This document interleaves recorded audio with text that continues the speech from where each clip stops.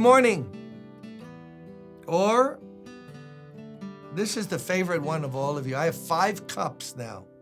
5 coffee cups that all say, Ohio, from Japan. And I thank you for those cups. I thank you for notes. I opened notes this morning of people saying thank you. I watch the daily devotions. They're helping me. Some gave offerings. Thank you, thank you. Oh, thank you. May God bless you. But my producer here, Stephen, he's German. And I just thought, as he was setting me up for this episode, of things I heard in those war movies, in the concentration, in the war camps, when the German officers are yelling at the prisoners, British or American or French, mach schnell. That means, I found out, hurry up. So we might as well hurry and get to the text. What do you think? Hebrews 11, chapter 11, verse 5, in Hebrews.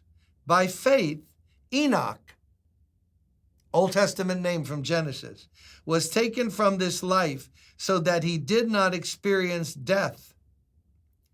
He could not be found because God had taken him away. Genesis 5:24. So before he could not be found because God had taken him away. No funeral. Boy just left. For before he was taken, he was commended as one who pleased God. And without faith, it's impossible to please God, because anyone who comes to him must believe that he exists and that he rewards those who earnestly seek him. Let's talk about Enoch today. He was taken, no funeral, like Elijah, also in the Old Testament, taken up, I guess not with the great grandeur of what was observed when Elijah left, but we don't know how he was taken, but he was taken. It's like God so loved him, was so honored by his life, was so pleased with him that he said, come up. Not even going to leave you down there. Things are getting rotten down there anyway. But he became such a friend of God. God said, no, I want you closer to me. I want you with me. And he was taken. Why? Was he perfect? Did God reward him for a perfect life? No. All have sinned and come short of the glory of God. Was he so brilliant and strong that heaven needed him? No. God doesn't need anything. Why was he so commended, such a favorite of God, that he ceased to be on earth and was taken away?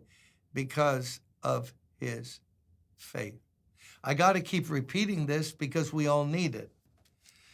We naturally tend to try, even when the things of God become real to us and we start reading the Bible, we read a command and we go, oh, that's so true.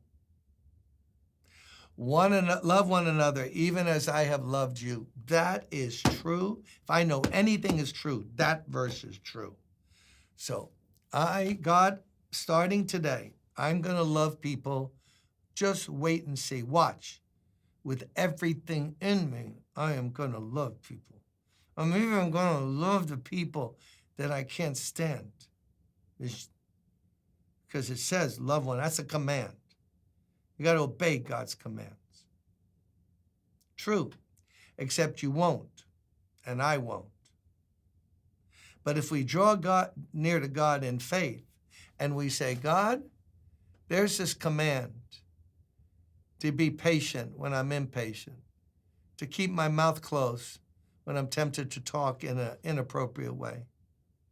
I've, God, tried to turn over more new leaves than Central Park. I know the command is true, but I can't do it unless you do it empower me, do it through me. And the only way that will happen is as I trust you. All commands can only be obeyed when we go to God for the grace needed to obey the command. Comprende? No comprende. Listen, I lived on the other side of that for too long. I'm getting a new Bible. You know what my problem is? I'm reading the wrong translation. I'm going to learn the Hebrew and the Greek. Now I'm going to be spiritual. People who live in the remotest parts of Peru have a deeper spirituality, can be, than a theologian in a university, in a seminary. Why? Because they have faith. They please God because they trust Him for everything. They lean on Him for everything. They're strong in the Lord, but not in the way we count strong. We count strong like, look at this guy. Look at those biceps and triceps, and look how many squats he can do, and lunges, and got a washboard for a stomach. He's strong. Spiritual strength is just the opposite. The people who are strong are weak. They feel they can't do anything. They've become convinced, in me, Jim Cymbala, there's nothing good. So I need to trust in the Lord. I used to just trust Him from my past sins to be washed away. But now I realize He has to keep me. So, I go to church on Sunday, and, that's not enough. I got to start trusting Him on Mondays too. You know what? Not just Mondays, but Monday, hour by hour, I need to be leaning on Him, talking to Him, praising Him, trusting Him. Why don't you do it today with me? Let's trust God for just this hour. Come on. Can He keep you this hour? If He can keep you this hour, why can't He keep you the next hour? As you walk with Him, commune with Him, lean on Him. He loves to be leaned on. John leaned on His bosom in the Last Supper. But better than physically leaning on a physical Jesus is to lean on God in trust. As we're going to learn tomorrow, without that trust, impossible to make Him happy. Let's do it today. Let's trust God. Blessings on you. See you tomorrow, the Lord willing.